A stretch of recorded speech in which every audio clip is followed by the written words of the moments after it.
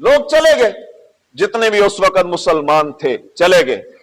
लेकिन कुछ अरसे के बाद फिर एक झूठी साजिश जो है काफरों ने रचाई, चूंकि काफरों का काम ही होता है मुसलमानों के खिलाफ साजिशें करना, कि एक खबर फैली कि मुसलमानों मोहम्मद अरबी के दरमियान और काफरों के दरमियान, आले मक्का के दरमियान सुलह होगी, हालात बेहतर हो गए। तो मुसलमान जो हबशा में थे, जो हुजूर से जुदा रहकर अपनी जिंदगी बड़ी मुश्किल से गुजार रहे थे, चूंकि हुजूर वहां पे उनके पास नहीं थे, हुजूर मक्का में थे, तो उन्होंने जब ये खबर सुनी ना, तो उन्होंने इरादा कर लिया कि अब हम मक्का पाक में चले जाएंगे, हालात बेहतर हो गए। जब वहां पहुंचे ना, सफर शुरू किया, कुछ मक्का में दाखिल हो गए थे, कुछ अभी नहीं हुए थे, तो फिर पता चला कि ये तो खबर झूठी थी, हालात तो पहले से भी ज्यादा खराब है। ठीक है, तो कुछ वापस आ गए, कुछ मक्का में दाखिल हो गए। अब काफिर मुसलमानों के इतना खिलाफ है, इतना खिलाफ है, इतना खिलाफ है, किसी जनाब आज के लुच्चे बंदा जो यूरोप की मिसालें बात बात पे दे, वो उसका अपना एक मिजाज है, चूंकि वो वहां अपनी जिंदगी का आधा हिस्सा गुजार के आया। हमारा आइडियल यूरोप नहीं है, हमारा आइडिया मोहम्मद मुस्तफा है। हमारा आइडिया यूरोप नहीं है, हमारा आइडियल जनाब मोदी या कोई और नहीं है, हमारा आइडियल अबू बकर सिद्दीक की जात है। ठीक है, तो मुसलमानों के खिलाफ जनाब इतनी साजिश उन्होंने रची कि उन्होंने अपने बंदे तैयार किए, बहुत सारे तोहफे ताइफ इकट्ठे किए और कहा ये तोहफे ताइफ ले जाओ और जाकर ये नजाशी बादशाह के दरबार में पेश कर दो, और उसे कहो कि जो मुसलमान तेरे यहां पनाह लिए हुए हैं ना, इन्हें जितना जल्दी हो सके हमारे हवाले कर दे। अल्लाहु अकबर। काफिर चले, जब वहां पहुंचे और उन्होंने जाकर नजाशी बादशाह के दरबार में उसे सजदा किया। जब उसे सजदा किया, तोहफे ताइफ, ये जी आपके लिए हमारे सरदाराने मक्का ने भेजे हैं। किस लिए जी? बस खुशामद के लिए ना, कि हमारी बात मान जाए। लेकिन नजाशी बादशाह ने अभी हुजूर का कलमा तो नहीं पढ़ा था, लेकिन दिल में हुजूर की मोहब्बत जरूर रखता था। ठीक, इसलिए तो मेरे आका ने भेजा था अपने गुलामों को, जाओ वहां रहो। तो जनाबे वाला फिर जब वो ना माना, उन्होंने बातें की, ये जितने मक्का छोड़ के मुसलमान आए हैं, मोहम्मद का कलमा पढ़ते हैं, इन्हें हमारे हवाले कर दो, हम इस मकसद से आए हैं। उसने कहा तुम्हारी अकल ठिकाने, जो मेरे यहां आके जिन्होंने पना ली, मैं उन्हें क्यों तुम्हारे हवाले करूं। फिर उन्होंने आखिरी हरबा इस्तेमाल किया, उन्होंने कहा ठीक है ना भेजो, लेकिन एक बात याद रखो, जो मुसलमान मक्का छोड़ के यहां तेरे यहां पनाह लिए हुए ना, वो सैयदना ईसा अलैहिस्सलाम के खिलाफ और सैयदा मरियम सलामुल्लाह अलैहा आपके खिलाफ वो सोच और फिक्र अच्छी नहीं रखते। उसने कहा अच्छा, हाँ यही बात है। नजाशी बादशाह ने जब इतनी बात सुनी, उसने कहा ऐसे नहीं होगा, मुसलमानों को पेश किया जाए।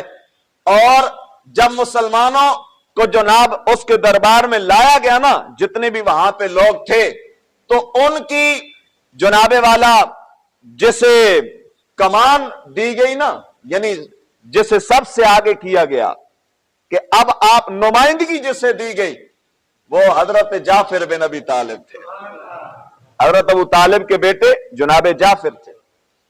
नजाशी बादशाह ने कहा कि दरबार में पेश किया जाए, वो अपने दीन और अपने मजहब, अपने इस्लाम के बारे में हमें कुछ बताएं।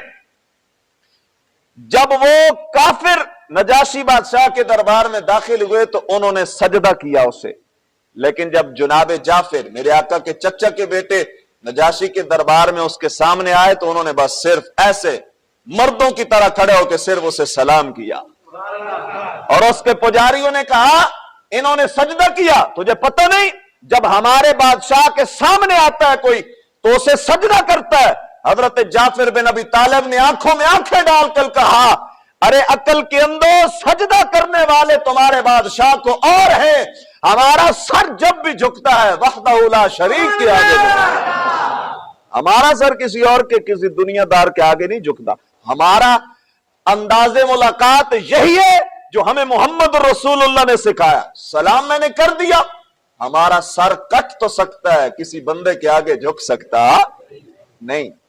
جناب والا اس نجاشی بادشاہ نے کہا اچھا یار یہ ایسی باتیں کر رہے ہیں, آپ نے جب اپنے اسلام کے بارے میں چند باتیں کی نا تو ظاہری بات ہے جو بادشاہ ہوتے تھے نا, جس مذہب کو وہ مانتے تھے, چاہے وہ عیسائی ہو یا کسی یہودی ہو, کسی بھی مذہب سے اس کا تعلق ہو, تو اس کے دربار میں تعلیم یافتہ ان کے مذہب کے عالم جو ہوتے تھے, اہل علم لوگ, وہ بھی بادشاہ کے درباروں میں بیٹھتے تھے. ٹھیک ہے, یہ ان کا طریقہ کار تھا. یہ ایک تاریخ ہے جناب دنیا کی, چاہے وہ کسی بھی مذہب سے تعلق رکھنے والا. بڑے بڑے پادری بھی اس کے دربار میں بیٹھے ہوئے تھے. تو حضرت ظاہری بات ہے یار, آج صدیاں گزر جانے کے بعد آج اگر میرے محبوب کی امت کا کوئی اچھے سے اچھا عالم, یہ 2 نمبر خطیبوں کی میں بات نہیں کر رہا, مولویوں کی, اچھے سے اچھا جید عالم جسے قرآن حدیث پہ اللہ نے عبور عطا کیا ہو, وہ جب رسول اللہ کی شان بیان کرتا ہے یا اپنے دین کی عظمت کو بلند کرتا ہے تو سامنے والے جناب ان پہ خوشی کی لہر دوڑ اٹھتی ہے اور وہ اشکار اٹھتے ہیں کہ یار اتنا عظیم عالم اور اتنے خوبصورت انداز میں اس نے جناب گفتگو کی. تو پھر مجھے بتائیں جب تقریر کرنے والے ابو طالب کے بیٹے ہوں گے, جب تقریر کرنے والے مولا کائنات کے بھائی ہوں گے حضرت جعفر, تو پھر انداز کیسا ہوگا, کیفیت سامعین کی کیسی ہوگی. حضرت جعفر نے جناب جب تقریر کی نا تو جتنے بھی پادری تھے اور نجاشی بادشاہ تھا ان پہ کپ کپی آپ کی ہیبت کی وجہ سے چھا گئی. اب نجاشی بادشاہ نے, جو پادری تھے نا, انہوں نے اپنی بے بسی دیکھی تو انہوں نے کہا چلو یہ تو اپنے دین کے بارے میں جعفر نے بات کر دی ہے, اب جو مین پوائنٹ ہے نا اس کی طرف آئیں. وہ مین پوائنٹ کیا ہے؟ اس نجاشی بادشاہ کو پادری کہنے لگے جناب عیسیٰ علیہ السلام کے بارے میں اور سیدہ مریم کے بارے میں ان سے سوال کرو کہ ان کے متعلق یہ کیا عقیدہ رکھتے ہیں.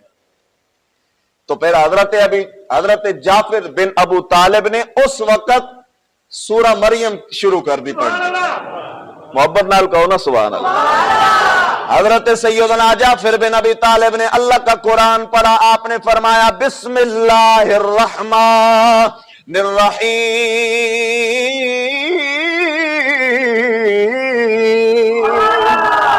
کاف ہا یا عین صاد ذکر رحمت ربک عبدہ زکریا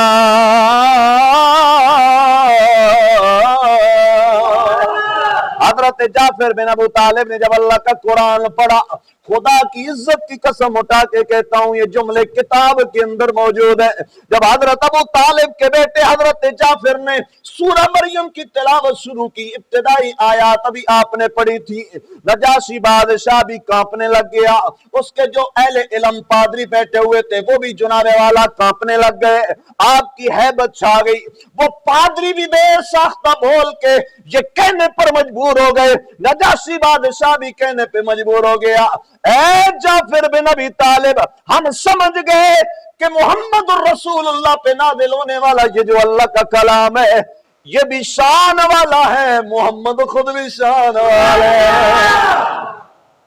اس نے کہا کہ جو ہمارے نبی جناب عیسیٰ علیہ السلام پہ نازل ہوا نا اور جو رسول اللہ پہ تمہارے نبی محمد عربی پہ نازل ہوا یہ ایک ہی مشکات سے نکلنے والی روشنی ہے.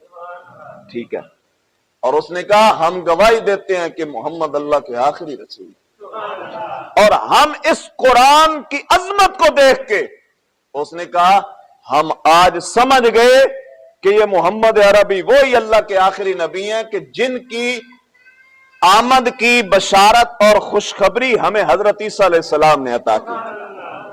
ٹھیک ہے, تو جناب والا دھکے دے کے ان کافروں کو جو مسلمانوں کو لینے کے لیے آئے تھے حضور کے غلاموں مارنے کے لیے, انہیں دھکے دے کے دربار سے باہر نکال دیا.